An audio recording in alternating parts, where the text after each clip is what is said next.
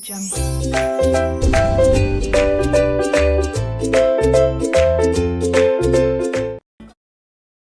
Good morning to all of you guys.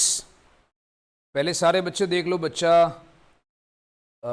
Already I am live. और सारे बच्चे बेटा वॉल्यूम एक बार चेक कर लो, voice check, everybody should check. भाई सारे बच्चों को आवाज़ वगैरह आ रही है? एक प्यार से मैसेज डाल दो दोस्त कि आप लोगों को प्रॉपर सारी आवाज़ वगैरह आ रही है। So I hope nobody has any doubts regarding voice and anything like that. जल्दी से दोस्त सारे बच्चे बेटा, uh very very good morning to all of you once again. Before I start up दोस्तों, सारे बच्चे अपनी वॉल्यूम वगैरह चेक कर लें। फटाफट से एक प्यार से मैसेज डाल दें कि भाई एवरीथिंग इज हेयरेबल।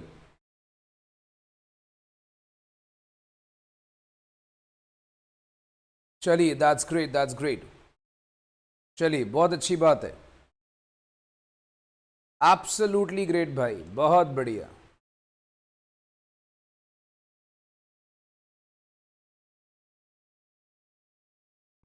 ठीक है, दैट्स इट। चलिए फ्रेंड्स, हम लोग अभी आगे चलेंगे। कल हमने क्या करा था, थोड़ा एक बार रिवाइज करें, एक रीकैप कि कल क्या करा था। कल हमने स्टार्ट करा पहले अकाउंटिंग प्रोसेस, थोड़ा सा अकाउंटिंग प्रोसेस, फिर हमने कल एक बड़ा मेन डिफरेंस करा था अकाउंट्स। इंट्रो अभी कर रहे थे, बुक कीपिंग, अकाउंटिंग और अकाउंटेंसी का डिफरेंस। मैंने आपको कल बताया था कि बुक कीपिंग, अकाउंटिंग और अकाउंटेंसी में क्या डिफरेंस होता है। हमने कल ये कहानी कर ली थी। फिर हमने बच्चा ऑब्जेक्टिव्स ऑफ अकाउंटिंग और एडवांटेजेस ऑफ अकाउंटिंग के बारे में सीखा था। सारे बच्चे याद करेंगे, ऑब्जेक्टिव्स और एडवांटेजेस, हमने ये सारा चीज़ें पढ़ ली थी। Then we had limitations of accounting, branches of accounting, हमने इसके बारे में भी सीखा था। आज हम लोग करेंगे, लास्ट में बच्चा हमने कल ब्रांचेस करा था। ब्रांचेस करके मैं रुक गया था बिकॉज मैंने कहा था बच्चा मैं इंट्रो पार्ट जो है आपको आज खत्म कराऊंगा। तो इंट्रो पार्ट का आज आखिरी लेक्चर होगा। इंट्रो पार्ट हमारा आज खत्म हो जाएगा, राइट। तो सबसे पहले बच्चा हम लोग क्या कर रहे हैं, हम लोग यहां पर शुरू करेंगे role of accounting. Role of accounting का क्या फंडा है? देखिए, अकाउंटिंग के हमारे पास 4 रोल्स होते हैं जो अकाउंटिंग फॉलो करता है। सारे बच्चे याद रखो, 4 रोल्स होते हैं जो हमारा अकाउंटिंग फॉलो करता है। सबसे पहला लैंग्वेज, मेरे भाई हमारे बिजनेस की भाषा है, हमारे बिजनेस की भाषा है। अकाउंटिंग क्या है? अकाउंटिंग हमारे बिजनेस की भाषा है। सर भाषा से मतलब, अरे दोस्त भाषा मतलब जैसे अब आप लोग बात करते हो, ठीक है। अगर आप लोग बातें करते हो, जब आप आपस में बातें करते हो दोस्त, तो आप लोग एक भाषा का इस्तेमाल करते हो। कोई हिंदी बोलता है, कोई पंजाबी, कोई इंग्लिश, कोई दूसरा language, what ever the case में भी, ठीक है। इसी तरीके से आप जब किसी से फाइनेंशियल मैटर्स में डील करते हो ना, तो you talk in accounting, right. तो जब आप किसी से फाइनेंशियल मैटर्स में डील करते हो, अब अगर सपोज कर लीजिए, मैं आपको बताता हूं भाषा इतना रेलेवेंट क्यों है, why this language word is so important. अब अगर सपोज कर लीजिए, मान लीजिए हमारे 2 चार्टर्ड अकाउंटेंट साहब हैं। हम एग्जाम्पल लेते हैं, मैं थोड़ा सा आपको एग्जाम्पल के साथ बताऊंगा। मान लीजिए दोस्त हमारे यहाँ पर 2 चार्टर्ड अकाउंटेंट हैं। एक, जैसा कि आप देख सकते हो, ये हमारे चार्टर्ड अकाउंटेंट है, और आप देख सकते हो एक हमारे ये चार्टर्ड अकाउंटेंट है। तो भाई सपोज कर लीजिए इनका नाम डाल दिया CA1, इनका नाम डाल दिया CA2। अब CA1 CA2 से जब बात करेगा, वो क्या बात करेगा? नॉर्मली वो क्या बात करेगा? भाई मुझे एक बात बता कि तूने कल टैक्स रिटर्न्स कितने की भरी? तूने कल टैक्स रिटर्न्स कितने की भरी? ठीक है। अच्छा, वो क्या बात करेगा? बोलेगा भाई एक बात बता, तूने अपने क्लाइंट को कितने का अमाउंट डेबिट दिया या कितने का अमाउंट उसके बैलेंस में क्रेडिट करा? या उससे बात करेगा भाई साहब क्या तेरे वहां पर बैलेंस शीट में कोई डिफरेंस तो नहीं आ रहा? बैलेंस शीट का डिफरेंस बच्चों को याद है बेटा? बैलेंस शीट के डिफरेंस देखो, बैलेंस शीट क्या है मैं आपको बताता हूं। लायबिलिटी और एसेट्स, मेरी बात को समझो। हम लोग ये टर्म्स यूज करते हैं, लायबिलिटी है, एसेट्स है, ठीक है। हम क्या कहते हैं दोस्त, लायबिलिटी और एसेट्स 2 प्रेमी हैं। इनका मिलन कराना जरूरी होता है। लायबिलिटी और एसेट्स क्या है मेरे दोस्त? ये दो प्रेमी हैं, इनका मिलन कराना जरूरी होता है। और इनके मिलन में जो विलन है, मेरी बात समझ रहे हो बेटा, इनके मिलन में जो विलन है उसे हम कहते हैं सस्पेंस अकाउंट। अब थोड़ा बच्चों को याद आएगा, बचपन में हमारी बैलेंस शीट जब नहीं मिलती थी तो हम लोग क्या वर्ड यूज करते थे? जब बैलेंस शीट ना मिले, सस्पेंस अकाउंट है ना। अब मुझे एक बात बताओ, मैं आप लोगों से सारी बात कर रहा हूं, लायबिलिटी, एसेट्स, ये मैं अकाउंटिंग लैंग्वेज ही तो यूज कर रहा हूं, ठीक है। इसी तरीके से CA1 CA2 से कोई भी बात करेगा वो अकाउंटिंग लैंग्वेज यूज करेगा। What he is doing? He is using accounting language. अब मैंने आपसे क्या बात करी? लायबिलिटी एसेट्स का कराना है मिलन, बट उनके बीच में है एक विलन, और वो विलन क्या है? वो विलन होता है सस्पेंस अकाउंट, क्योंकि जब ना मैच करे तो बेटा बीच में विलन आ रहा है, मतलब सस्पेंस आ रहा है। Right guys? तो सारे बच्चे याद रखो, अकाउंटिंग हमारी बिजनेस की लैंग्वेज है। सो पहला पार्ट क्या है दोस्त? अकाउंटिंग क्या है? बिजनेस की लैंग्वेज। ओके, दूसरी बात, as a current economic reality, कहने का मतलब बेटा देखो, बड़ी सिंपल सी फंडे वाली बात है बेटा। आप मुझे एक बात बताओ, आज की डेट में हमारे बिजनेस के अंदर आप सबसे पहले क्या कैलकुलेट करते हो? आप अपने अकाउंट्स के अंदर क्या कैलकुलेट करते हो? आप अकाउंट्स में कैलकुलेट करते हो प्रॉफिट्स, है ना। प्रॉफिट्स आपको आपके बिजनेस का करंट वर्थ बताते हैं। प्रॉफिट्स क्या बताते हैं? प्रॉफिट्स आपको आपके बिजनेस का करंट वर्थ बताते हैं। बोलते हैं भाई तेरे आज बिजनेस की वैल्यू क्या है, ये डिपेंड करता है तेरे करंट वर्थ के ऊपर, तेरे प्रॉफिट्स अर्निंग कैपेसिटी के ऊपर। अब मुझे बताओ, अगर अकाउंटिंग ना हो तो तुम्हें आज अपने बिजनेस का कभी करंट वर्थ पता लगेगा? खुद सोचो। Will you be able to determine the current worth of the business without accounting? Answer is no.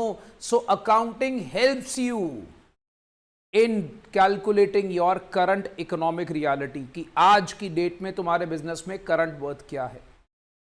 अच्छा, फिर अकाउंटिंग एक बहुत इंपॉर्टेंट रोल प्ले करता है बेटा। अकाउंटिंग पिछले सालों के हिस्टोरिकल रिकॉर्ड भी मेंटेन करता है। आज से सपोज कर लो, मैं आपको एग्जांपल देता हूं। मान लीजिए बेटा एक इनकम टैक्स डिपार्टमेंट ने मान लो इनके यहां पर रेड मार दी। इनकम टैक्स डिपार्टमेंट, आपको शायद रूल नहीं पता होगा, मैं आपको नॉलेज के लिए बता देता हूं, वो लास्ट 6 ईयर्स के कभी भी अकाउंट्स आपसे मांग सकता है। 6 से 8 साल का रूल होता है वैसे तो। अब मुझे एक बात बताओ, अगर आपने अकाउंट्स बनाए नहीं होंगे, इनकम टैक्स डिपार्टमेंट आपके पास आ गया, लाओ भैया अकाउंट्स लाओ, दिखाओ हमें, तो जो पास्ट ट्रांजैक्शंस हैं जिसका रिकॉर्ड आपने तैयार करा हुआ है, आपके पास अगर उसका रिकॉर्ड होगा तो आप इनकम टैक्स वालों को दिखा दोगे। मेरी बात समझ में आ रही दोस्त? सो अकाउंटिंग जो है मेरे भाई, याद रखना सारे बच्चे, वो हिस्टोरिकल रिकॉर्ड बनाता है। अकाउंटिंग क्या करता है बच्चा? Historical record. मतलब वो बोलेगा कि जब ट्रांजैक्शन होती है साथ साथ उसको रिकॉर्ड करते जाओ, इससे हमें भी याद रहेगी, फ्यूचर में कभी रेफरेंस लेना होगा तो भी हमें याद रहेगा। तो फ्यूचर में कभी रेफरेंस लेना होगा तो भी हमें याद रहेगा। अकाउंटिंग एक बड़ा ही इंपॉर्टेंट इंफॉर्मेशन सिस्टम है भाई। जिसको भी अकाउंट्स देखने आके देखेगा, अपने बिजनेस का वर्थ पता लग जाएगा। सिंपल सा फंड है। आज अगर सपोज कर लो मैं बैंक से लोन मांगने जाता हूं, बैंक वाले मुझे पहले बोलेंगे भाई साहब अपने जरा अकाउंट्स दिखा दो, अगर तुम्हारे में लोन वापस करने की कैपेसिटी है तो हम तुम्हें लोन देंगे, अगर तुम्हारे में लोन वापस करने की कैपेसिटी नहीं है भाई तो तुम भी राम राम हम भी राम राम, हम तुम्हें कोई लोन नहीं देने वाले। बैंक तो सीधा बोलेगा मैं तुम्हें क्यों लोन दूं भाई। तो बैंक आपके अकाउंटिंग इंफॉर्मेशन को यूज करता है। Bank is also one of the users. So accounting के मेरे भाई 4 रूल्स हैं, लैंग्वेज, करंट वर्थ, ठीक है, उसके बाद हिस्टोरिकल, रिकॉर्ड्स को मेंटेन करता है और इंफॉर्मेशन सिस्टम। सो बच्चे बेटा इसको ऐसे लर्न कर लेंगे, एल से हो गया लैंग्वेज, सी से हो गया करंट वर्ड, एच से हो गया आपके पास हिस्टोरिकल रिकॉर्ड्स और आई हो गया आपके पास अल्टीमेटली इंफॉर्मेशन सिस्टम। थोड़ा सा इसको आगे पीछे कर लो तो चलेगा, LICH याद कर लो, लिच, नहीं तो फुल फॉर्म बना लो, ले चल हसीना उधर या इधर, कुछ भी बना लो दोस्त, ले चल हसीना इधर, बच्चे कुछ भी बना लेते फुल फॉर्म, ले चल हसीना इधर। अब बच्चा बेटा ऐसा वर्किंग मोड अपना ऐसे फुल फॉर्म्स बना लेगा तो कभी भूलेगा ही नहीं। या तो वर्ड याद कर लो लिच, LICH, अकाउंटिंग के 4 रूल्स लर्न हो गए। थ्योरी लर्न करने का सबसे अच्छा तरीका है दोस्त, याद रखो, थ्योरी लर्न करने का दी बेस्ट तरीका है। तो सारे बच्चे पहले मुझे बताइए बेटा, रोल ऑफ अकाउंटिंग क्लियर है? अगर रोल ऑफ अकाउंटिंग क्लियर है बच्चा तो मैसेज करिए रोल क्लियर। अच्छा, स्नेहा जी कह रहे हैं if we don't record current value of asset is it not effect profit? बेटा एक्चुअली में Sneha ji we record current value of asset because तभी हम डेप्रिसिएशन लगाते हैं। थोड़ा सा डिटेलिंग इसके बारे में आपको बता देता हूं। वो हम लोग क्या करते हैं बेटा, एसेट को कॉस्ट पे रिकॉर्ड करते हैं। स्नेहा जी आपकी नॉलेज के लिए, हम एसेट को कॉस्ट पे रिकॉर्ड करते हैं। तब तक बेटा बाकी बच्चे अपना मैसेज कर दें। तो एसेट को बच्चा आप कॉस्ट पे रिकॉर्ड करते हो, उसके बाद उसमें डेप्रिसिएशन क्यों लगाते हो? उसकी करंट वर्थ जानने के लिए, ठीक है। सो हम लोग बच्चा एक बार उसको हिस्टोरिकल कॉस्ट पे रिकॉर्ड करते हैं, तभी अकाउंट्स में डेप्रिसिएशन का कॉन्सेप्ट आता है। I hope you know what is depreciation. Sneha आपको मेरी बात समझ में आ गई? Depreciation gives you the current worth of the asset. तो स्नेहा जी बच्चा एक बार आप प्लीज अपना मैसेज डाल दीजिएगा that it is clear.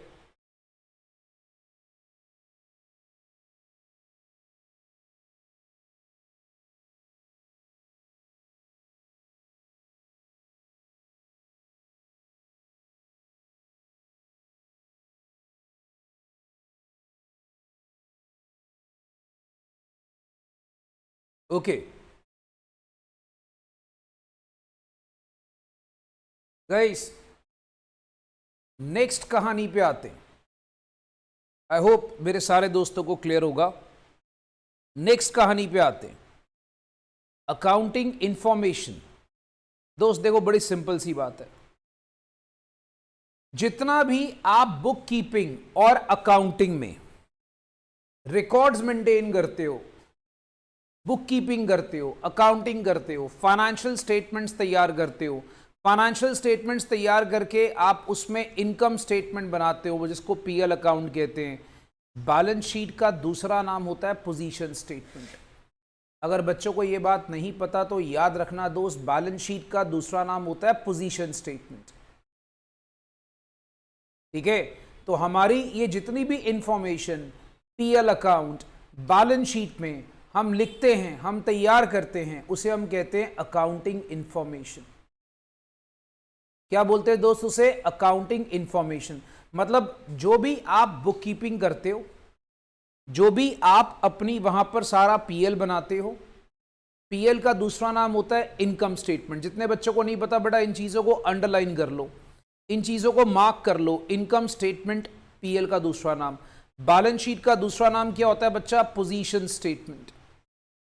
Position statement बच्चा क्या है? बैलेंस शीट का दूसरा नाम। सो हर एक जो स्टेप होता है इसमें हम जो सारी चीजें रिकॉर्ड करते हैं दोस्त, उसे हम कहते हैं वहां पर अकाउंटिंग इंफॉर्मेशन। क्या बोलते हैं बच्चा उसे? Accounting information. अब अकाउंटिंग इंफॉर्मेशन ना, उसके कुछ क्वालिटेटिव कैरेक्टरिस्टिक्स होते हैं।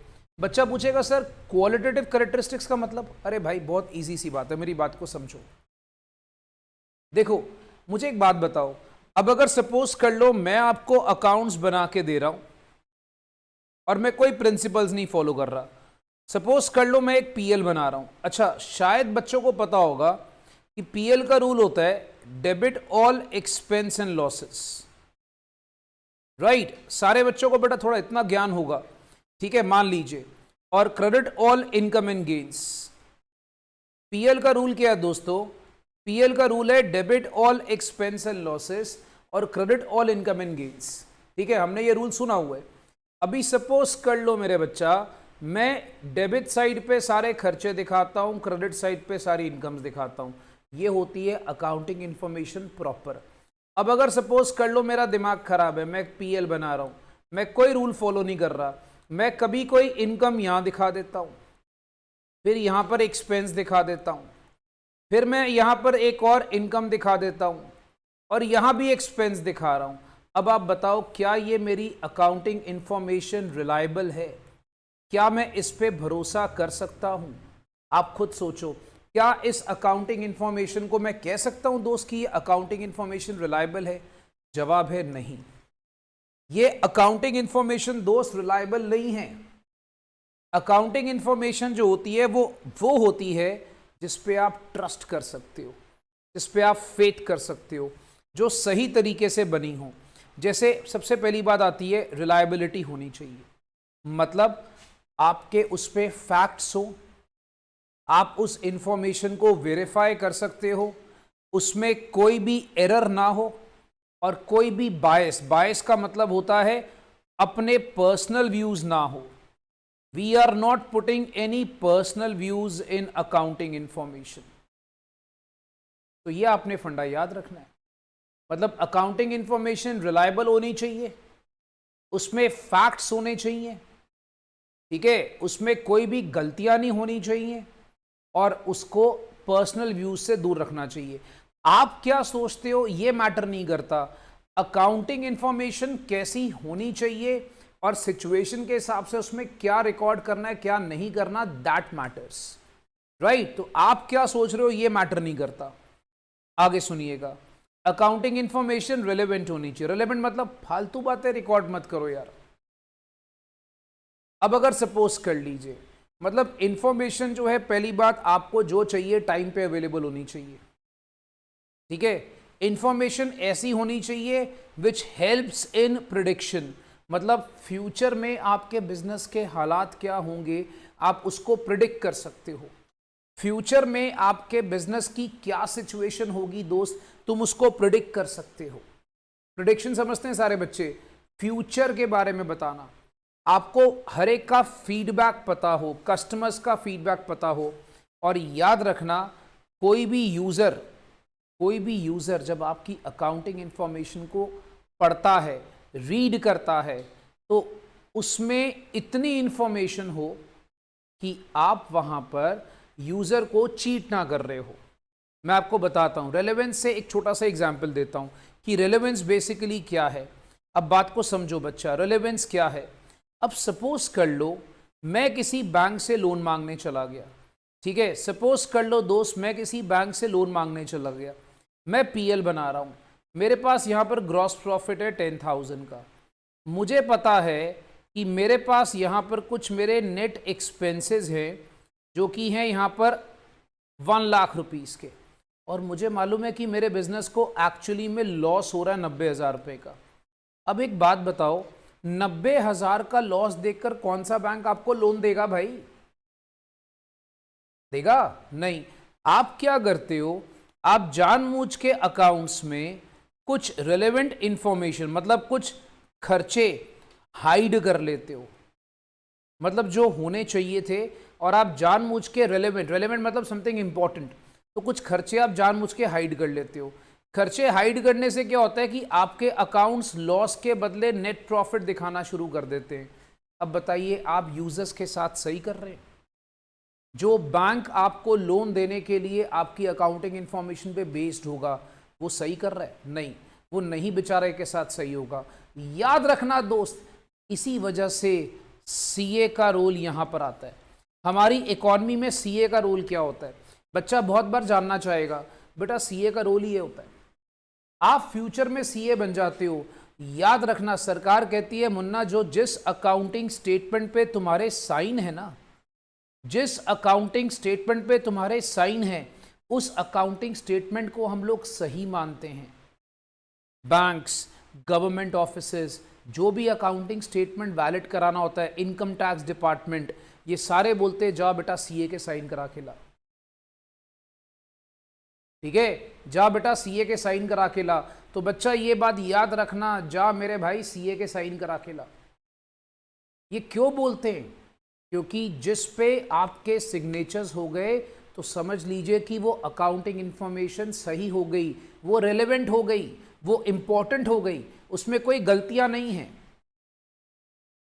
उस पे हम फेथ कर सकते हैं, राइट? तो ये फंडा याद रखिएगा, अकाउंटिंग इंफॉर्मेशन एक होती है रिलायबल, ट्रस्टवर्दी, रेलेवेंस। रेलेवेंस का मतलब होता है कोई फालतू की चीज उसमें छुपानी नहीं, कुछ उसमें हेरा फेरी मत करो। क्यों? बिकॉज अगर तुम उसमें कोई रेलेवेंट इंफॉर्मेशन नहीं दिखाते हो तो यूजर्स के डिसीजन मेकिंग प्रोसेस को इफेक्ट कर सकती है। यूजर के डिसीजन मेकिंग प्रोसेस को वो अकाउंटिंग इंफॉर्मेशन इफेक्ट कर सकती है। ओके, देन थर्ड पॉइंट भाई साहब समझ में आनी चाहिए, समझ में आनी चाहिए। अभी समझ में आनी चाहिए मतलब इट शुड बी अंडरस्टैंडेबल। मतलब अगर मैं अकाउंटिंग इंफॉर्मेशन ऐसे बना दूं जो आपको समझ में नहीं आ रही, आपने मेरी किताबें खोली, आप बैंक मैनेजर हो, मैं आपके पास हाथ जोड़ते हुए गया, मैंने कहा भाई प्लीज मुझे लोन दे दे। आपने मेरी अकाउंटिंग इंफॉर्मेशन खोली, आपको कुछ पल्ले नहीं पड़ रहा, accounting information is not understandable, आपको समझ में नहीं आ रहा। आप मुझे बताओ कि क्या आप ऐसी अकाउंटिंग इंफॉर्मेशन के बेस पे जो आपको चीजों को इंटरप्रेट नहीं कर पा रही, इंटरप्रेट समझते हैं आप लोग, जो आपको अकाउंटिंग इंफॉर्मेशन बता नहीं पा रही कि उसमें क्या लिखा है, आप उसके बेस पे मुझे लोन दोगे? नहीं दोगे obviously, right? So accounting information should be understandable and accounting information should be comparable obviously. मतलब वो ऐसी होनी चाहिए कि अकाउंटिंग इंफॉर्मेशन जो है वो लाइक वहां पर प्रॉपर हम एक दूसरे के साथ उसको कंपेयर कर सके। कंपेयर कर सके मतलब जैसे सपोज कर लो एक कॉमन पीरियड हो, एक कॉमन यूनिट ऑफ मेजरमेंट हो, एक प्रॉपर फॉर्मेट हो। मैं आपको छोटा सा एग्जांपल देता हूं कंपेरेबल का। जैसे सपोज कर लो, आपको मैं बार बार एक ही एग्जांपल दे रहा हूं बैंक के लोन का। बैंक के जब आप लोन मांगने जाते हो ना तो आपसे लास्ट 3 इयर्स की अकाउंटिंग इंफॉर्मेशन मांगी जाती है। अब अगर मान लो फर्स्ट ईयर में मान लो आपने अकाउंट्स बनाए हुए हैं और आपने डेप्रीसिएशन में मेथड लगा दिया एसएलएम। अच्छा मैं देखता हूं थोड़े मेरे भाई बहनों को नॉलेज है। बेटा डेप्रीसिएशन के 2 मेन मेथड होते हैं, एक होता है एसएलएम बोलते हैं उसको, एसएलएम। एसएलएम का फुल फॉर्म पता है? देखूं पहले कौन सा मेरा दोस्त मुझे एसएलएम का फुल फॉर्म बता रहा है, जल्दी से बेटा एसएलएम का फुल फॉर्म जल्दी से बच्चे एक बार टाइप कर दो। कौन सा मेरा प्यारा बच्चा मुझे एसएलएम का फुल फॉर्म बता रहा है? मैं वेट कर रहा हूं। सर ये एसएलएम का फुल फॉर्म है। देखो बच्चों को थोड़ी बहुत नॉलेज है कि हम टेकिंग फॉर ग्रांटेड कि बच्चों को नॉलेज है। जल्दी से दोस्त। अरे great, straight line method, very good very good, शाबाश। एक और मेथड होता है, सपोज कर लो सेकेंड ईयर में आप अकाउंट्स बना रहे हो और उसमें डेप्रीसिएशन का एक मेथड फॉलो कर रहे हो, डब्ल्यूडीवी। डब्ल्यूडीवी का फुल फॉर्म बताओ बेटा, डब्ल्यूडीवी का फुल फॉर्म बताओ सारे बच्चे जल्दी से दोस्त। डब्ल्यूडीवी का फुल फॉर्म बता दो दोस्त मुझे। सपोज दूसरे साल आपने अकाउंट्स बनाए और आपने मेथड फॉलो कर दिया WDV. Yes, written down value method, शाबाश। अब मुझे एक बात बताओ, पहले साल तुमने जो अकाउंट्स बनाए, दोस्त मेरी बात को समझना, पहले साल जो तुमने अकाउंट्स बनाए और दूसरे साल जो अकाउंट्स बनाए, तुम बैंक के पास लोन मांगने जाओगे, बैंक क्या इन्हें आपस में कंपेयर कर सकेगा? बैंक क्या इन्हें आपस में कंपेयर कर सकेगा? बैंक बोलेगा भाई मैं इसे कैसे कंपेयर करूं, तेरा तो फॉर्मेट ही गड़बड़ है, तू एक में मेथड ऑफ डेप्रीसिएशन कुछ और लगा रहा है, एक में तू मेथड ऑफ डेप्रीसिएशन कुछ और लगा रहा है। बैंक बोलेगा भाई मैं कैसे कंपैरिजन करूं, comparison is not possible, comparison is exactly not possible, मैं नहीं कर सकता कंपैरिजन, आई एम सॉरी। ठीक है, सो बैंक मना कर देगा, बोलेगा sorry dear, comparison is not possible. So accounting statement मेरे हिसाब से ऐसी होनी चाहिए जो कंपैरिजन के साथ करो। अब जैसे सपोज कर लो पहले साल तुमने अकाउंट्स बना दिए जनवरी से लेकर 31 दिसंबर तक। बात को समझो, तुमने पहले साल अकाउंट्स बना दिए जनवरी से लेकर 31 दिसंबर, तुमने अगले साल अकाउंट्स बना दिए अप्रैल से लेकर 31 मार्च। अब बताओ, बैंक बोलेगा यार तेरा तो पीरियड ही फिक्स नहीं है अकाउंट्स का, मैं कैसे जज करूं कि तुझे पिछले 2-3 सालों से प्रॉफिट हो रहा है कि लॉस हो रहा है। तो बैंक ऐसी स्टेटमेंट्स को स्ट्रेट अवे रिजेक्ट कर देता है। तो कहते हैं आपके पास जो अकाउंटिंग इंफॉर्मेशन होती है that should be comparable, right. तो ये सारे बच्चों ने याद रखना है, this is called as qualitative characteristics of accounting information, जिसके अंदर हमारे पास 4 पॉइंट्स होते हैं, जिसको हम कहते हैं RRUC। RRUC इसको लर्न करना है सर, ये सर लर्न करेंगे। रोज, रोज, उठ, चल, मतलब भाई रोज रोज ही हमें अपनी लाइफ में काम करना पड़ता है। We cannot be lazy in life. रोज रोज उठ चल, ऐसे इसको मेमोराइज करिए गाइस। अगर तो ये सारे बच्चों को क्लियर है ना, तो फटाफट से दोस्त एक मैसेज डाल दो कि दिस इज क्लियर। जल्दी से सारे बच्चे बेटा एक मैसेज डाल दो कि ये सारा कुछ क्लियर है। जल्दी से बच्चा put a message that this is absolutely clear.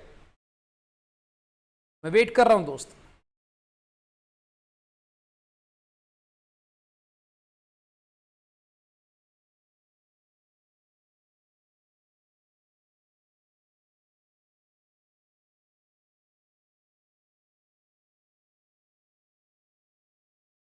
चलिए, थैंक यू दोस्तों, thank you so much, God bless you, thank you so much.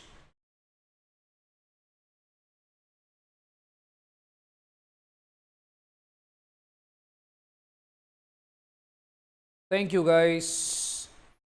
चलो, अब बच्चा बात आती है अकाउंटिंग इंफॉर्मेशन कितने टाइप की होती है। देखो मैं आपको बताता हूं, आप लोगों ने थोड़ी सी कहानी सुनी होगी। अगर मैं आपसे बात करूं कि अकाउंटिंग इंफॉर्मेशन के अंदर हमारी किताबें जो होती हैं वो 3 टाइप्स की होती हैं, 3 टाइप्स की। एक बनता है पीएल, एक बनती है बैलेंस शीट। पीएल आपको बताता है बेटा प्रॉफिट्स के बारे में। पीएल क्या बताता है दोस्त? प्रॉफिट्स के बारे में। बैलेंस शीट क्या बताती है कि आपके बिजनेस का फाइनेंशियल पोजीशन क्या है। बैलेंस शीट क्या बताएगी? आपके बिजनेस का फाइनेंशियल पोजीशन क्या है। ठीक है, बैलेंस शीट क्या बताएगी दोस्त? आपके बिजनेस का फाइनेंशियल पोजीशन क्या है। फिर एक तीसरी चीज होती है, आप लोगों ने शायद +2 में सुना हो, इसे हम कहते हैं कैश फ्लो स्टेटमेंट। क्या बोलते हैं दोस्त? कैश फ्लो स्टेटमेंट, CFS बोलते हैं इसको। क्या बोलते हैं बच्चा? Cash flow statement. क्या बोलते हैं इसको? Cash flow. Cash flow statement क्या होती थी बेटा? जो सिर्फ कैश ट्रांजैक्शंस को रिकॉर्ड करेगी, जो सिर्फ आपके बिजनेस के कैश ट्रांजैक्शंस को रिकॉर्ड करती है कि बिजनेस में कितना पैसा आया, बिजनेस से कितना पैसा गया, उसे कहते हैं कैश फ्लो स्टेटमेंट। तो अकाउंटिंग इंफॉर्मेशन 3 चीज़ों से बनती है। अब आप यहाँ पे पढ़ोगे, वो क्या? एक तो जो आपको प्रॉफिट या सरप्लस बताता है, बट आप प्रॉफिट या सरप्लस कौन बताता है? पीएल। एक जो आपकी फाइनेंशियल पोजीशन के बारे में बताता है, बैलेंस शीट। एक जो cash flow statement, cash flow statement जो आपके पास मतलब जो कैश फ्लो के बारे में बताता है। तो अकाउंटिंग इंफॉर्मेशन हमेशा 3 तरह की होती है, याद रखना। ठीक है, तो ज़्यादातर अकाउंट्स जितनी भी कंपनीज या ऑर्गेनाइजेशंस बनाती हैं वो ये 3 फॉर्म्स में होती हैं। Number 1 PL, number 2 balance sheet, number 3 cash flow statement. Okay, so I expect my dear friends कि आपको टाइप सारा समझ में आ गया होगा। ठीक है, उम्मीद करूंगा सारे बच्चों को टाइप्स बिल्कुल क्लियर होगा। अच्छा, फिर हम आते हैं दोस्त एक बहुत ही इंपॉर्टेंट टॉपिक पे। मैं आपसे कई बार डिस्कस कर रहा था कि अकाउंटिंग इंफॉर्मेशन के यूजर्स होते हैं। यूजर्स इन द सेंस क्या कि अकाउंटिंग इंफॉर्मेशन को इस्तेमाल कौन करता है, अकाउंटिंग इंफॉर्मेशन को यूज कौन करता है, राइट? अकाउंटिंग इंफॉर्मेशन का इस्तेमाल कौन करता है, उसको यूज कौन करता है, उसे कहते हैं users of accounting information. But अगर हम यूजर्स की बात करें ना भाई, तो छोटी सी बातें याद रखिएगा। अकाउंटिंग इंफॉर्मेशन में दो तरह के यूजर्स होंगे। एक हमारे पास होते हैं इंटरनल यूजर्स। इंटरनल बेसिकली कौन से बंदे होते हैं, ये वो जो ऑर्गेनाइजेशन के अंदर होते हैं। ये वो बंदे होते हैं दोस्त जो ऑर्गेनाइजेशन के अंदर होते हैं। जैसे फॉर एग्जांपल अगर मैं आपसे डिस्कस करूं, ओनर ऑब्वियसली मालिक बिजनेस का, मैनेजमेंट, एम्प्लॉइज एंड वर्कर्स, ये बेसिकली इंटरनल यूजर्स हैं। ये वो बंदे हैं जो अकाउंट्स यूज करते हैं। अब जैसे ओनर, बेटा सबसे ज्यादा ओनर के काम आता है अकाउंट्स। क्यों? ओनर बेचारा पैसा लगा के बैठा है, ओनर सारे काम कर रहा है। ओनर ये भी तो चेक करेगा भाई कि मैं इतनी मेहनत जो कर रहा हूं मुझे फायदा हो रहा है कि नुकसान हो रहा है। नहीं करेगा क्या चेक ओनर? खुद सोचो। ओनर चेक करेगा ना कि मैं इतने पैसे लगा के बैठा हूं, मेरे पास आज मेरी फाइनेंशियल पोजीशन क्या है, मेरे पास मुझे फायदा हो रहा है कि नुकसान हो रहा है। नेक्स्ट आता है मैनेजमेंट। मैनेजमेंट का फंडा क्या है? अच्छा मैं आपको एक चीज समझाता हूं। जैसे सपोज जो बड़ी बड़ी कंपनीज होती है, मुकेश अंबानी की company, Tata and all that every companies, बच्चा आप मुझे एक बात बताइए, ये सारी कंपनीज को इन लोग खुद मैनेज करते? नहीं, दे कीप मैनेजर्स। अब जैसे मान लो आपके किसी के पेरेंट्स का बिजनेस होगा, वो आप देखोगे उन्होंने दुकान में मैनेजर रखा होगा, तो मैनेजर का भी काम होता है बेटा चेक करो कहीं नुकसान तो नहीं हो रहा बिजनेस के अंदर। तो वो भी अकाउंटिंग इंफॉर्मेशन यूज करते हैं। अब बच्चा मुझे पूछेगा सर एम्प्लॉयज और वर्कर्स क्यों यूज करते हैं? बेटा सपोज कर लो मैं अपने स्टाफ को बोलता हूं कि जैसे आजकल आपको बताता हूं, आजकल का सीन क्या है आपको पता है। कोरोना काल में, अभी जैसे मेरे भाई कोरोना काल में हमारा जो सबसे ज़्यादा इस टाइम पे दो चीज़ों की डिमांड है, एक है मास्क, एक होती है मेडिसिन्स। कोरोना काल में भाई मास्क और मेडिसिन्स का तो बेटा अभी इस टाइम पे बोलबाला है। ठीक है, ये बिजनेस ऐसे हैं जो बहुत चल रहे हैं इस टाइम पे। मेडिसिन मतलब sanitiser and everything which I am talking about. अच्छा अब बात सोचिए, मान लो एक बंदा है, ठीक है, मान लो राजू। राजू का क्या काम है बेटा? वो मास्क बनाता है। उसका एक मैनेजर है, उसका एक एम्प्लॉय है, सपोज कर लो, मान लो मैनेजर ना लो एम्प्लॉय ले लो। एम्प्लॉय उसकी फैक्ट्री में काम कर रहा है। अच्छा अब राजू को उसको सैलरी देनी है। राजू कहता है यार मेरे पास आजकल ना कोरोना के कारण बिजनेस नहीं चल रहा, तो मैं तुझे सैलरी नहीं दे सकता। उसका मैनेजर या एम्प्लॉय जो भी है वो बोलेगा भाई तू पागल हो गया है, बाकी लोगों के धंधे चौपट है, तेरा धंधा तो फटाफट चल रहा है इस टाइम पे। इस टाइम पे हमें क्या चाहिए? आदमी शर्ट पहने ना पहने, पैंट पहने ना पहने, मास्क डाल के बाहर घूमना है, याद रखो। ठीक है, तो भाई साहब अभी ये एसेंशियल कमोडिटी हो गया हमारी लाइफ के अंदर। बिकॉज ऑफ दिस पर्टिकुलर कोविड-19 आप देखोगे घर के जगह जगह पे मास्क आपको टंगे मिलेंगे। घर के अंदर लोग आते हैं तो आप देखोगे वहां पर किलियां लगी हुई है, मास्क लोगों ने टांगने शुरू कर दिए हैं। जैसे पहले हम आते थे, हम अपने क्लोथ्स चेंज करते थे तो हम कपड़े टांगते थे वहां पर, अभी वहां मास्क टंगे हुए हैं। तो बोलता है तू पागल हो गया, तू मुझे किस बात से बोल रहा है सैलरी नहीं देगा, अपने प्रॉफिट्स देख।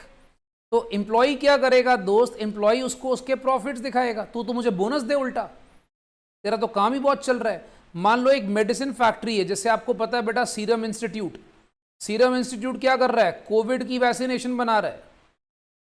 मैं आपको एक फैक्ट बताता हूं दोस्तों, अगर बच्चों को ये बातें नहीं पता तो सीरम इंस्टीट्यूट वो है जो कोविड की वैक्सीनेशन बना रहा है इस टाइम पे। और आपको मालूम है मिस्टर आधार पूनावाला जो उसके एक्चुअल ओनर हैं, ठीक है, ये वैक्सीनेशन के पहले उन भाई साहब का नाम इंडिया के टॉप 100 के अंदर भी शायद आता होता, जो टॉप 100 रिचेस्ट लोग हैं। अभी भाई साहब का नाम टॉप 10 के अंदर आ गया है। He is among top 10 richest of India just because he has invented Covid का वैक्सीनेशन। इमेजिन, अभी मान लो ये सीरम इंस्टीट्यूट का जो एम्प्लॉय है वो बोनस मांगे कि मैं इतना एक्स्ट्रा काम कर रहा हूँ वैक्सीनेशन बनाने में, और वहां पर उसको बोले यार मैं तुझे बोनस नहीं दूंगा, तो वो तो बोलेगा तू पागल हो गया भाई, अपने प्रॉफिट देख, तेरे प्रॉफिट कितने जा रहे हैं। Getting the point? So ultimately भाई एम्प्लॉइज भी आपके अकाउंट्स को चेक कर सकते हैं. Accounting information is open for all, right? So make this point very clear. So accounts को बहुत सारे लोग यूज करते हैं, ओनर्स, मैनेजमेंट, एम्प्लॉइज, वर्कर्स, सब यूज करते हैं. अगर हम बात कर रहे हैं एक्सटर्नल, चलो जो कंपनी के अंदर है वो तो यूज करेंगे ही करेंगे. अभी आप बताओ जो कंपनी के बाहर वाले लोग हैं वो यूज करते हैं. हाँ जी बेटा, कंपनी के बाहर किसी ने भी आपकी कंपनी में पैसा लगाना है, वो बोलेगा देख भाई मैं तेरी कंपनी में पैसा लगाऊंगा, मैं तेरी कंपनी में पैसा लगाऊंगा बट एक शर्त पे लगाऊंगा. सबसे पहले दिखा अपने अकाउंट्स, अगर तो तेरे अकाउंट्स में सफिशिएंट अमाउंट है और अगर मुझे लगता है कि भाई तेरे बिजनेस को प्रॉफिट हो रहा है तो मैं तेरी कंपनी में पैसा लगाऊंगा, तो पहले मुझे अकाउंटिंग स्टेटमेंट दिखा, राइट? अच्छा, फिर जो ट्रेड यूनियंस होती हैं या जो एम्प्लॉय ग्रुप्स होते हैं वो भी आपके अकाउंट्स डिमांड कर सकते हैं. बच्चा बोलेगा सर ट्रेड यूनियंस, यस बच्चा, सपोज कर लो एक फैक्ट्री है, फैक्ट्री में आप लेबर से काम पे काम ले जा रहे हो, उनको टाइम पे तनख्वाह नहीं दे रहे, वो बोनस डिमांड कर रहे हैं, आप उनको दे नहीं रहे. तो आपको शायद पता होगा फैक्ट्री में ट्रेड यूनियंस होती हैं, वो ट्रेड यूनियन के पास वर्कर चले जाएंगे, भाई हमें तो हम बोनस नहीं मिल रहा, फैक्ट्री इतना काम करा रही है, इतना प्रॉफिट इनको हो रहा है, हमें तो बोनस नहीं दे रहे. तो ट्रेड यूनियन वाले आकर, जो आपके फैक्ट्री का पार्ट नहीं है, वो आकर आपके अकाउंट्स डिमांड कर सकते हैं. अच्छा, लेंडर्स एंड फाइनेंशियल इंस्टीट्यूशंस, वही बैंक्स बच्चा, जिससे भी आप लोन बोरो करोगे, पहला सवाल उसका ये होगा भाई अपने अकाउंट्स दिखा दे, तेरे को प्रॉफिट हो रहा है तो तुझे लोन देता हूं, नहीं हो रहा तो तू कौन मैं कौन, I don't know you, right? Suppliers and creditors. अच्छा मुझे एक बात बताओ, कोई बंदा भी आपको उधार में गुड्स क्यों देगा? आप एक नया बिजनेस शुरू करते हो, ठीक है, आपको कोई नहीं जानता, कोई बंदा उठा के आपको उधार में गुड्स दे देगा? आप बताइए, ठीक है? विशाल जी कह रहे सर वर्कर तो रफली ही कह सकता है अपने ओनर को बोनस के लिए, बट क्या इज इट नेसेसरी? देखो बच्चा मैं आपको थोड़ा सा बताता हूं, जब आप लॉ पढ़ोगे ना विशाल, तो पेमेंट ऑफ बोनस एक्ट एक होता है, ठीक है? जब आप लॉ पढ़ोगे बच्चा, सीए इंटर में ये आता है, उसे कहते हैं पेमेंट ऑफ बोनस एक्ट. तो विशाल जी उसके अकॉर्डिंगली कुछ इंडस्ट्रीज को बोनस देना कंपलसरी होता है, याद रखना. तो ये आपको तब पता लग जाएगा कि कुछ इंडस्ट्रीज को बोनस देना बच्चा कंपलसरी होता है. छोटी मोटी इंडस्ट्रीज के लिए वो लॉ नहीं लगता, बट जो बड़ी इंडस्ट्रीज है उनको एक टाइम पे बोनस देना एम्प्लॉयज को कंपलसरी होता है. तो बोनस भी कंपलसरी होता है बच्चा, आपको बता दूं. अच्छा मैं आपको बता रहा था suppliers and creditors. Suppliers and creditors मतलब कोई बंदा आपको उधार क्यों देगा? मुझे एक बात बताओ, कोई भी बंदा आपको उधार में गुड्स क्यों देगा? वो बोलेगा भाई अगर तो तेरे बिजनेस को फायदा हो रहा है तो मैं तुझे उधार दूंगा, वरना मैं तेरे को जानता ही नहीं, कल को तू मेरे पैसे ना वापस करे. तो वो आपको उधार देने के पहले आपसे आपके अकाउंट्स की डिमांड कर सकता है. याद रखना दोस्तों, वो आपको उधार देने के पहले आपसे अकाउंट्स की डिमांड कर सकता है. अच्छा अब मजे की बात सुनो, कस्टमर, आप किसी को गुड्स उधार में बेच रहे हो, ठीक है? तो आप एक बात बताइए, सबसे पहली बात, वो कस्टमर आपके अकाउंट्स चेक कर सकता है? बेटा यहां पर अकाउंट्स का मतलब होता है बिजनेस की सारी इंफॉर्मेशन. अकाउंटिंग इंफॉर्मेशन में बिजनेस की सारी इंफॉर्मेशन आती है. मैं आपको छोटा सा एग्जांपल देता हूं, ये कस्टमर वाला सीन आपको बताता हूं. मान लो मेरा एक इंस्टीट्यूट है जिसका नाम है आईसीएम, ठीक है? अब मुझे हो गए 23 इयर्स सीए पढ़ाते हुए. अभी क्या, मान लो एक पेरेंट्स मेरे पास आए, उनके बेटे ने सीए करनी है, वो पेरेंट्स मेरे पास आ रहे हैं, वो मुझे आके क्या बोलेंगे, सर हमने सीए आपके इंस्टीट्यूट से करानी है, बट पहले आप एक काम करो, आप हमें अपना रिकॉर्ड दिखाओ, पास्ट रिजल्ट्स में कितने बच्चे आपके पास हुए। तो बच्चा ये भी तो एक हिसाब से वो मेरी बिजनेस की इंफॉर्मेशन ही मांग रहे हैं।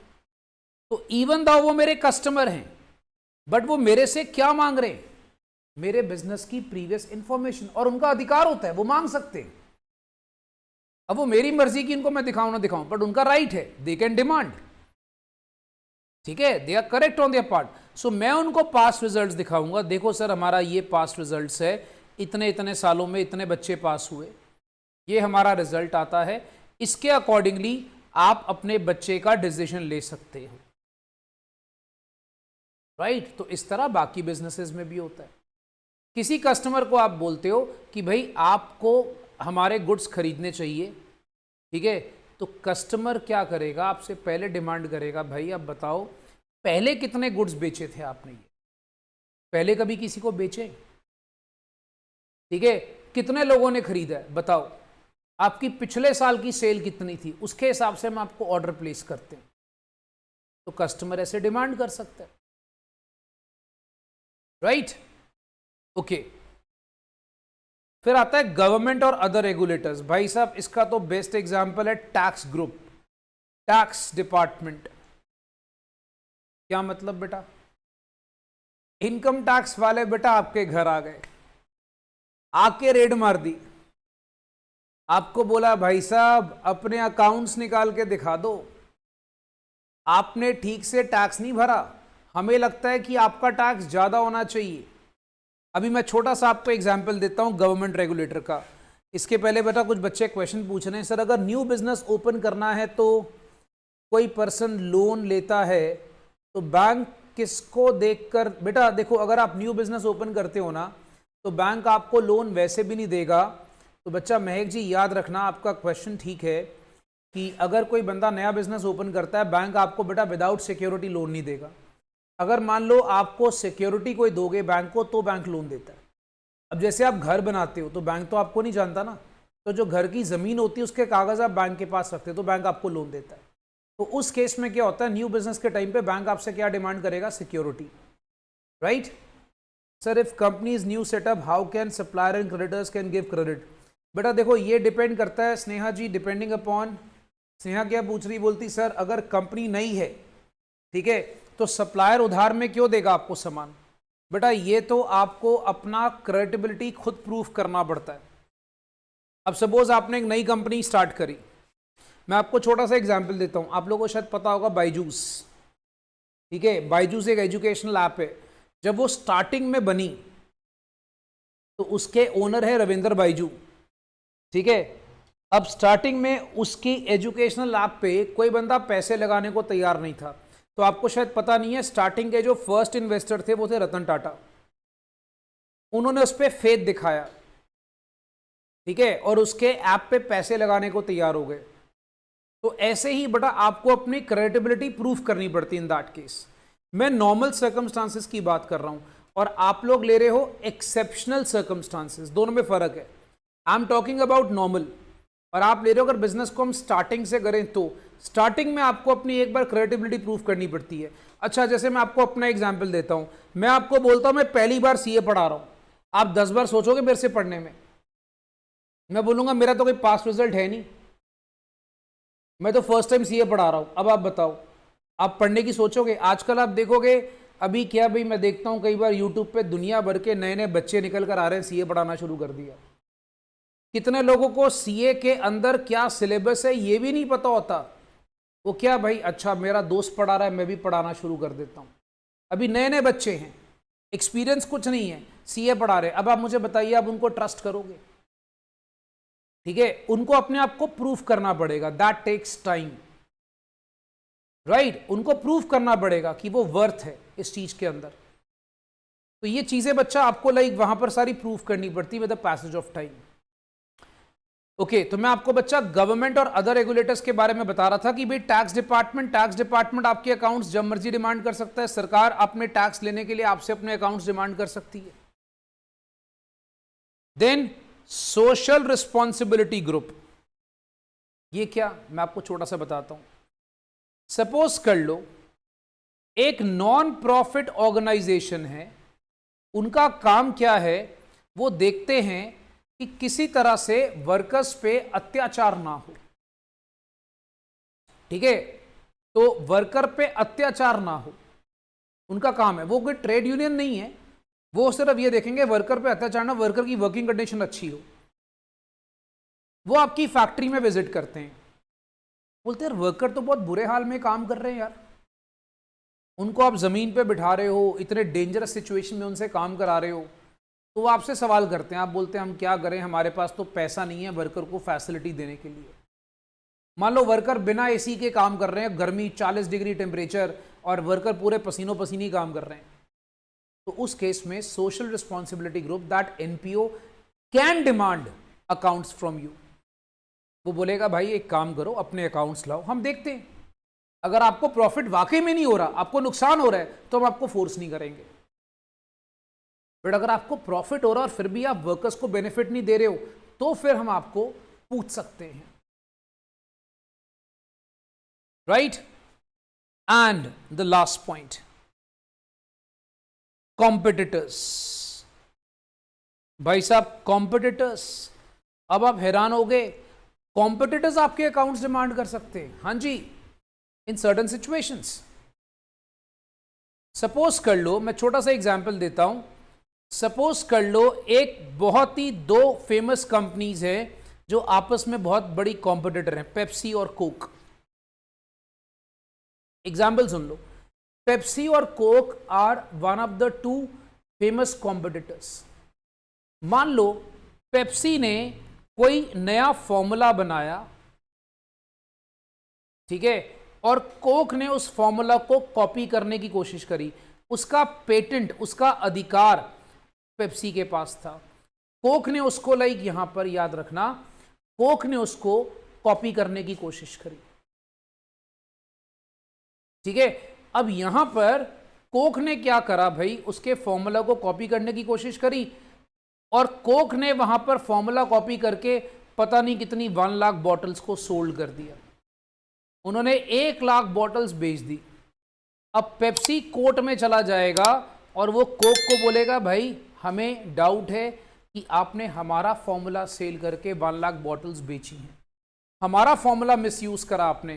तो अब आप वो कोर्ट के थ्रू कॉम्पिटिटर्स आपके अकाउंट्स डिमांड कर लेते हैं। ठीक है, तो जब डिस्प्यूट होता है आपस में, तो कोर्ट्स के थ्रू कॉम्पिटिटर्स आपसे आपके अकाउंट्स डिमांड कर लेते हैं। राइट? अच्छा विशाल जी, सर बट सर एनपीओ की किस अथॉरिटी पे? बेटा देखो, एनपीओ बेसिकली क्या होते हैं, बहुत सारे अलग अलग तरीके के होते हैं। एक होते हैं वो जो रजिस्टर्ड होते हैं, एक वो जो रजिस्टर्ड नहीं होते। मेरी बात को समझो, कुछ रजिस्टर्ड एनपीओज होते हैं, सपोज कर लो जो वर्कर्स के बेनिफिट के लिए संस्थाएं होती हैं। ठीक है, तो जो गवर्नमेंट के पास रजिस्टर्ड है, तो वो आकर ऐसे डिमांड कर सकते हैं क्योंकि वो गवर्नमेंट के पास रजिस्टर्ड है, गवर्नमेंट के थ्रू ही बनाई गई इंस्टीट्यूशंस होती हैं, तो वो ऐसे कर सकती हैं। हर एक एनपीओ नहीं, याद रखना। ओके सो गाइस, ये हमारा चैप्टर 1 अकाउंट्स इंट्रो खत्म है। अब आप बच्चे मुझे फटाफट से बताइए, chapter 1 accounts intro is clear? जल्दी से।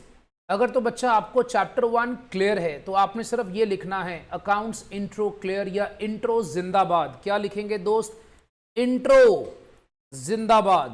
That means intro part is clear. अगर कोई भी सवाल है before I and this chapter 1 तो आप फटाफट से बता दीजिए। दोस्त इंट्रो जिंदाबाद का एक नारा आना चाहिए। ठीक है, तो सारे बच्चे देख लो बेटा कि इंट्रो शुड बी क्लियर। अभी चिंता मत करना, अभी और भी थ्योरी है। कल हम लोग शुरू करेंगे अकाउंट्स की इंपॉर्टेंट टर्म्स। सो दोस्त याद रखना, कल हम लोग शुरू करेंगे अकाउंट्स की इंपॉर्टेंट टर्म्स। अकाउंट्स में हम बहुत सारी नई नई टर्म्स यूज करते हैं, कुछ आपने 11th में करी होगी, कुछ आपने नहीं करी होगी। सो हम लोग कल करेंगे अकाउंट्स की इंपॉर्टेंट टर्म्स। तो ये बच्चा इंट्रो वाला पार्ट था। I hope intro part is clear to everyone. If anybody has a doubt, please do message me now only.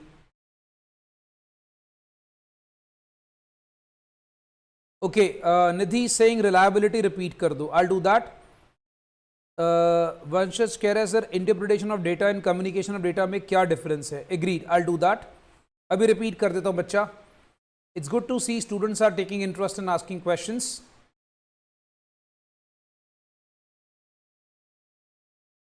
Okay, पहले बच्चा निधि मैं आपको एग्जाम्पल देता हूं रिलायबिलिटी का. बेटा for example if I say you are a CA Nidhi now, right, suppose कर लो. अब एक बंदा मान लो आपके पास अपने अकाउंट्स को लेकर पहुंचा. आपने उसके अकाउंट्स चेक करके उस पे साइन करके अपने स्टैंप लगा दी. आपको पता है अब वो उस अकाउंट से किसी भी बैंक्स या गवर्नमेंट इंस्टीट्यूशन को दिखाएगा ना, तो बैंक्स या गवर्नमेंट इंस्टीट्यूशन उसको रिलायबल मानेंगी, मतलब उसको ट्रस्टवर्दी मानेंगी.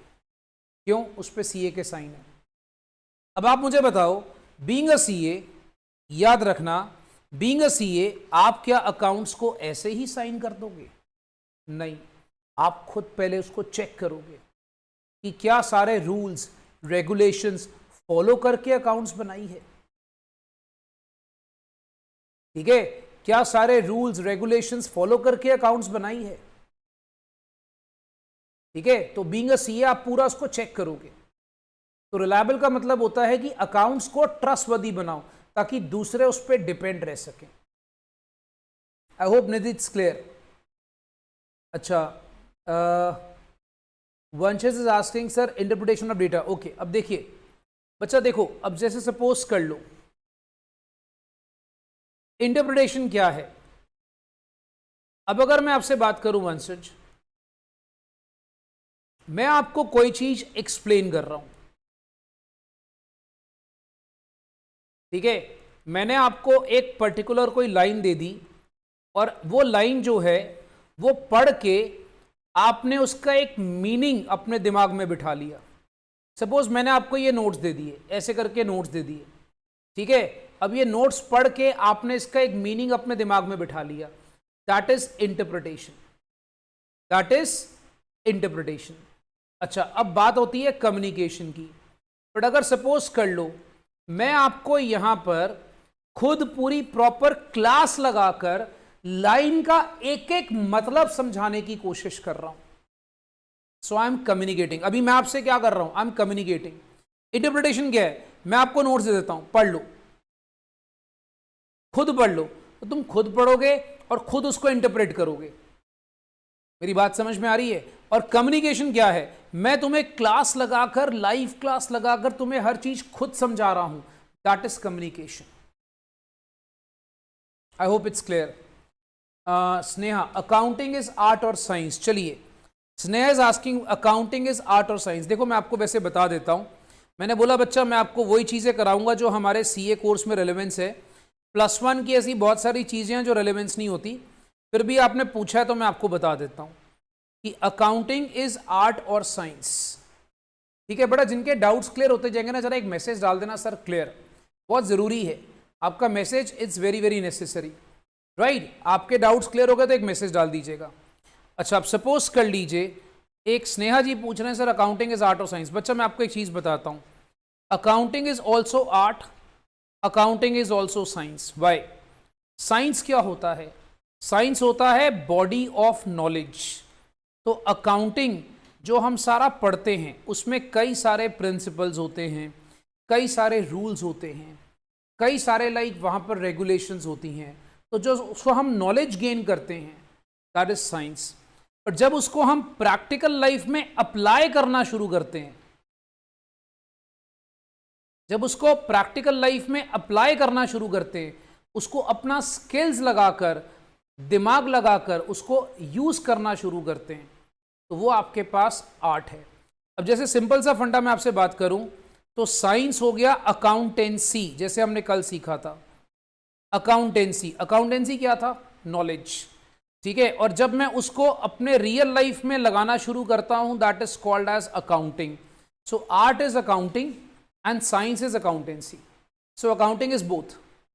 राइट?